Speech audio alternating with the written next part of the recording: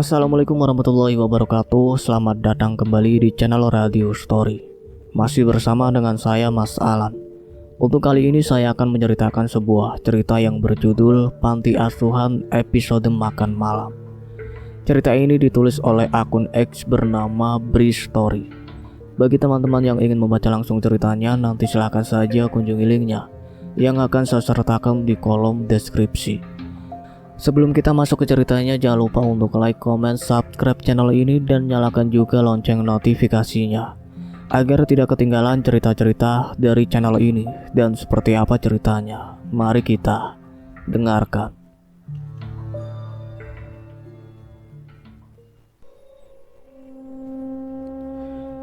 Gambaran kehidupan penghuni panti asuhan di kota kecil di Banten. Pergulatan dalam menjalani hidup yang harus juga berjuang menghadapi banyak keanehan dan kejanggalan menjurus seram yang terjadi di dalam panti. Pada suatu malam, di pertengahan tahun 1995, Bu Berta selalu paling awal duduk di meja makan, kursi paling ujung di deretan sebelah kanan. Malam itu juga sama, beliau sudah duduk dengan senyum khasnya. Perempuan berdarah Batak dengan kerut tegas di wajah, rambut panjang yang sudah berubah tergerai sampai bau. Seperti biasa, dia berpakaian terusan panjang bermotif bunga. "Ayo anak-anak, sudah waktunya makan, sudah siap semua ini?" Bu Berta berteriak begitu tiba-tiba. Sudah jam 7 malam, tepat tidak kurang tidak lebih, waktunya makan malam. Banyak kursi mengelilingi meja panjang berbentuk oval. Kursi yang biasanya tidak terlalu lama untuk habis dipenuhi oleh para penghuni panti setelah ada aba-aba teriakan dari Ibu Berta. Dan benar, setelah itu para penghuni langsung meninggalkan semua kegiatannya, yang rata-rata sedang belajar dan mengaji, bergegas menuju meja makan. "Yuk, udahan dulu, udah waktunya makan." Yani bilang begitu ke Adi yang sedang duduk di hadapannya sambil memegang buku. "Ayo kak," jawab Adi sumringah. Wajahnya menyeratkan kalau dia sejak tadi memang sudah menunggu jam makan malam. Yani memang sedang membantu Adi belajar, adik pantinya, belajar bahasa Inggris pada malam itu. Setelah membereskan buku-buku yang baru digunakan, keduanya bergandengan tangan berjalan menuju meja makan yang letaknya di hampir paling belakang gedung panti asuhan ini. Dalam 1 atau 2 menit saja kursi-kursi sudah dipenuhi oleh anak-anak penghuni dan beberapa pengurus panti. Hidangan makanan malam sudah tersedia di atas piring di hadapan, dengan porsi yang sedikit berbeda-berbeda untuk masing-masing anak, tapi dengan menu yang sama. "Sudah kumpul semua ya?"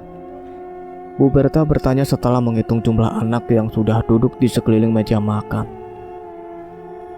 "Ridwan, mulai pimpin doa," lanjut Bu Berta. Ridwan lalu mulai memimpin doa sebelum makan. Amin. Doa selesai. Setelah itu mereka semua mulai melahap hidangan makan malam, bersemangat sekali. Panti asuhan ini memiliki 20 anak dengan rentang umur antara 8 sampai dengan 18 tahun. Yang paling muda adalah Adi, sedangkan yang paling besar Ridwan, yang sebentar lagi akan lulus sekolah menengah atas. Jumlah penghuni panti kadang berubah, terbilang sering malah perubahannya dengan berbagai macam alasan dan kondisinya masing-masing. Yang masih kali ini ada 20 anak ditambah 3 orang pengurus tetap. Masing-masing anak bersekolah di sekolah umum sesuai dengan usia dan tingkat sekolah. Jadi dalam hal pendidikan semuanya terjamin dengan baik. Yani, sekarang usianya 15 tahun, kelas 3 SMP. Yani tinggal di panti asuhan ini sejak masih bayi, sudah termasuk penghuni senior. Kegiatan makan malam ini termasuk kegiatan yang rutin dilakukan setiap harinya. Anak-anak wajib makan bersama. Di meja makan besar ini semuanya berkumpul makan sambil berbincang ringan tentang apa saja. Salah satu acara yang menurut sebagian besar penghuni sangat menyenangkan. Di samping memang acara makan bersama, juga merupakan waktu untuk berakrab-akrab dengan penghuni lain. Singkat ceritanya, sekitar jam 8 kurang 10 menit, makan malam selesai. Kali ini Yani dan Eva yang bertugas mencuci piring. Ada 20 anak di meja makan, ada 21 piring makanan. Iya, benar. Ada 21 porsi piring makan untuk 20 anak. Kenapa lebih? Apa untuk anak yang makannya nambah? Bukan untuk itu. Tidak setiap hari, tapi dalam waktu tertentu. Bu Dewi yang bertugas menyiapkan makanan memang melebihkan 1 piring di meja makan dalam waktu tertentu. Udah, biarin aja di situ, nggak usah diangkat, kata Yani. Ketika melihat Eva hendak mengangkat 1 piring yang makanan di atasnya masih utuh tidak tersentuh. Kenapa kak? Bukannya harus dicuci juga?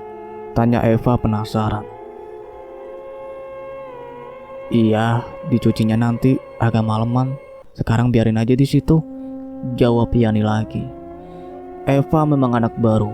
Dia baru seminggu tinggal di panti ini, dan ini adalah tugas pertamanya mencuci piring setelah makan. Menuruti omongan Yani, Eva membiarkan piring dengan makanan utuh itu di tempatnya. Letaknya di meja paling ujung. Kemudian dia membereskan alat makan kotor yang lain untuk membawanya ke dapur ke tempat cuci piring. Kemudian Yani dan Eva sibuk mencuci peralatan makan di belakang. Kak, maaf, itu tadi makanan buat siapa? Aku lihat semua anak sudah makan. Bu Berta, Mbak Eka, dan Bu Dewi juga makan. Semua udah makan. Terus, itu makanan buat siapa? Tamu ya? Sambil mencuci piring, Eva bertanya kepada Yani. Masih penasaran dengan piring dengan makanan utuh tadi. Nanti ada yang makan, tenang aja, jawab Yani sambil tersenyum. Iya kak, siapa? Penghuni sini juga, nanti kamu juga tahu. Lagi-lagi Yani menjawab sambil tersenyum.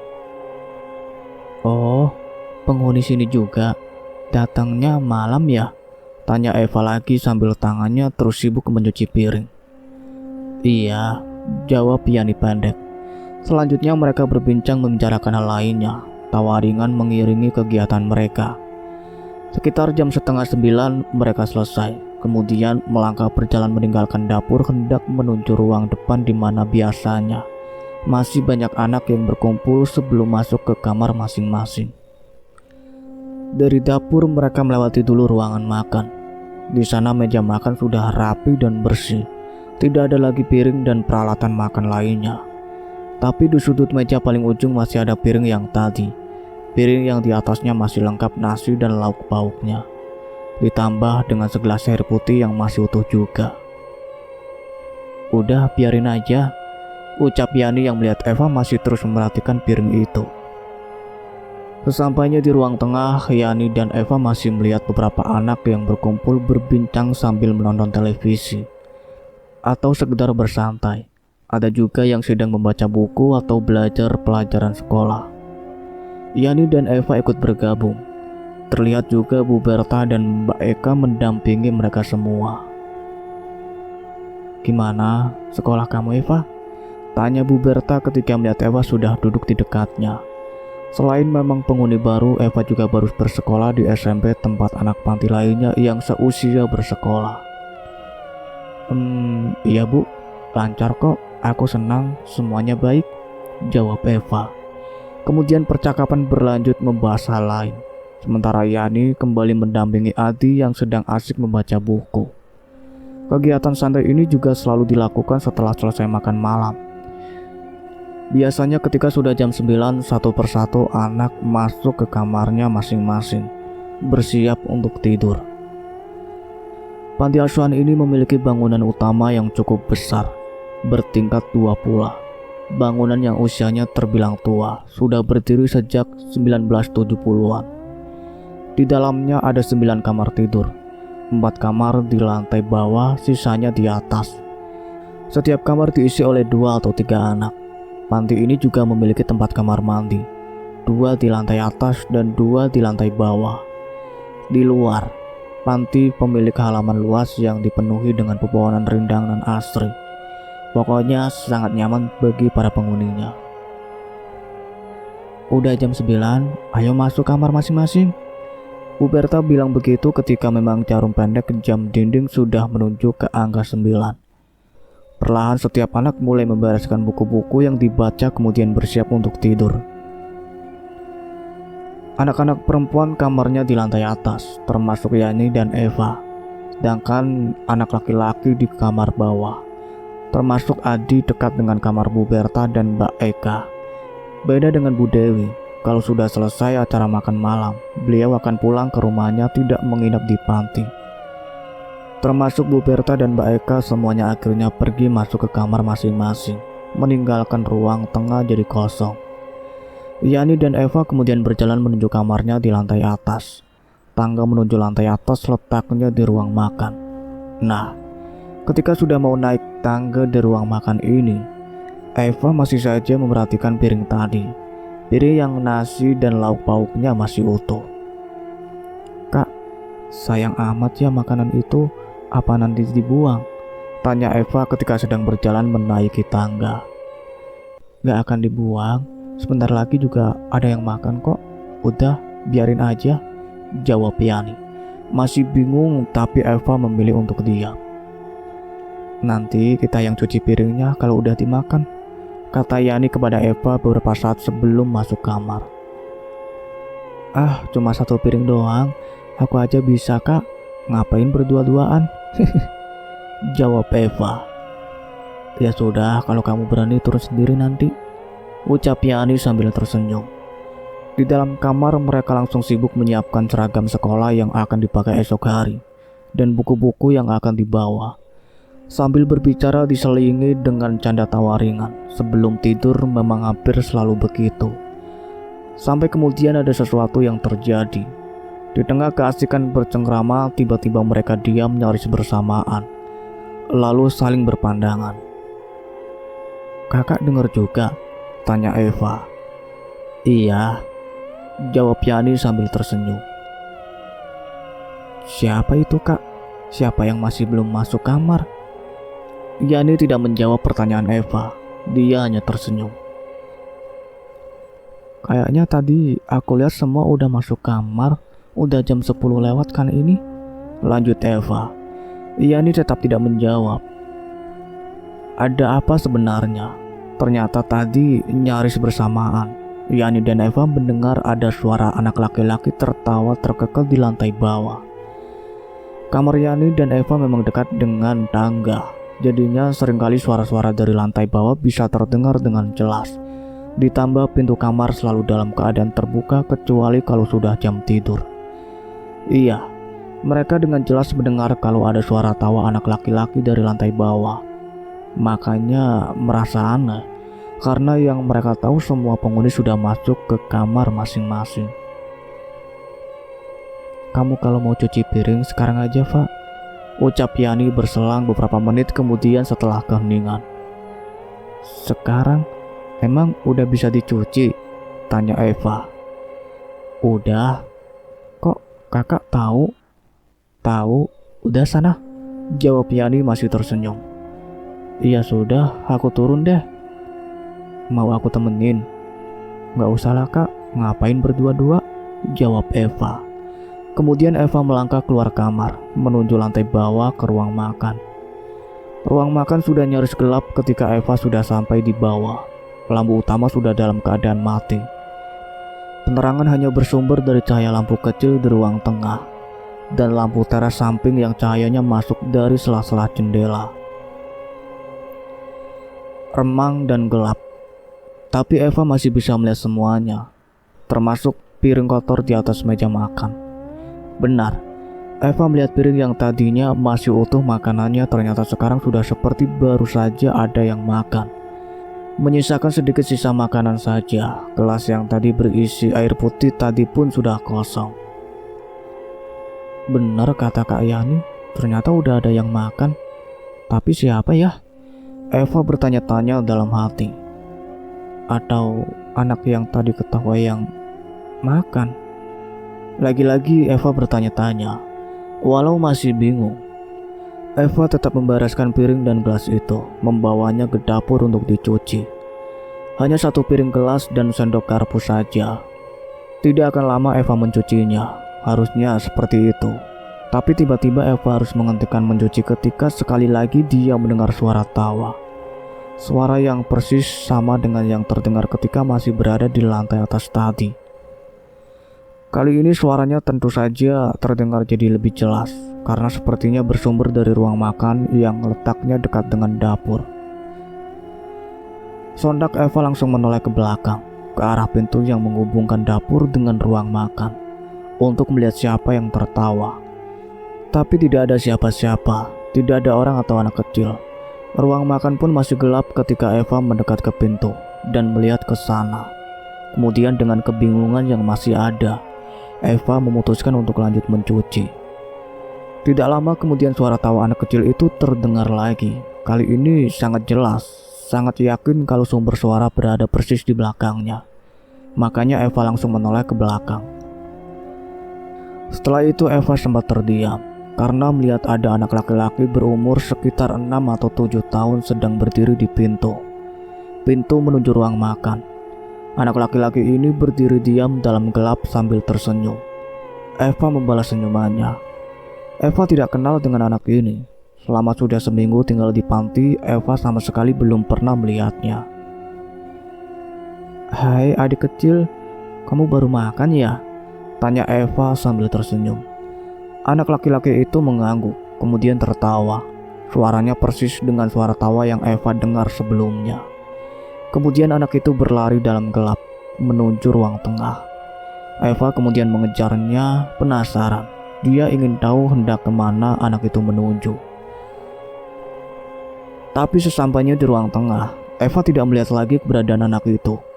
Tidak terdengar juga ada suara pintu tertutup seandainya dia masuk ke salah satu kamar. Anak itu seperti hilang begitu saja. "Kemana larinya dia?" tanya Eva dalam hati. Ruang tengah sudah dalam keadaan kosong dan gelap. Seketika Eva merinding. Tiba-tiba dia merasa ada yang aneh dengan anak itu tadi. Setelah itu Eva memutuskan untuk kembali ke dapur untuk menyelesaikan cuci piring. Setelah selesai, Eva langsung berlari kecil menaiki tangga menuju kamarnya. Namun ketika masih berada di tangga, sekali lagi Eva mendengar tawa anak itu. Kali ini suaranya jadi menyeramkan, tapi Eva tidak menggubrisnya. Dia terus melangkah menuju kamar. "Kenapa kamu?" tanya Yani ketika melihat Eva terengah-engah sampainya di kamar. "Besok aja ceritanya, Kak," jawab Eva. Yani tersenyum. Yani dan Eva bersekolah di SMP yang sama. Yani kelas 3, Eva kelas 2. Makanya mereka berangkat berjalan kaki bersama-sama menuju sekolah. "Anak kecil itu siapa, Kak?" Eva akhirnya berani bertanya, membuka percakapan ketika masih dalam perjalanan. "Anak kecil yang mana?" Yani balik bertanya. "Tadi malam benar ternyata makanan di piring itu memang sudah ada yang makan, Kak. Aku lalu cuci piringnya. Ketika lagi cuci piring, aku dengar suara tawa itu lagi, tawa anak kecil. Anak itu yang memakannya ya, Kak?" tanya Eva lagi. Yani hanya tersenyum lalu menjawab, "Iya." "Siapa dia, Kak?" Eva bertanya lagi. "Anak panti juga. Kok aku gak kenal, gak pernah lihat dia di panti?" Eva terus mengejar jawaban. "Nanti lama-lama kamu juga kenal," jawab Yani, lagi-lagi sambil tersenyum. "Ah, kakak ini masih aja ada rahasia," ucap Eva, menutup percakapan ketika mereka akhirnya sampai di sekolah. Itulah episode pertama dari Panti Asuhan. Cerita awal dari banyak fragmen seram yang tertaut jadi satu cerita panjang yang penuh dengan kengerian. Yani dan kawan-kawan akan berbagi cerita semua pengalaman mereka ketika tinggal di panti asuhan itu. Itulah akhir dari cerita yang berjudul Panti Asuhan, yang ditulis oleh Bri Story. Terima kasih banyak untuk kalian semua yang sudah setia mengikuti cerita ini sampai selesai. Nantikan cerita-cerita terbaru lainnya dari kami. Sebelum Mas Alan pamit, jangan lupa untuk like, comment, subscribe channel ini dan nyalakan juga lonceng notifikasinya. See you in the next video. Wassalamualaikum warahmatullahi wabarakatuh.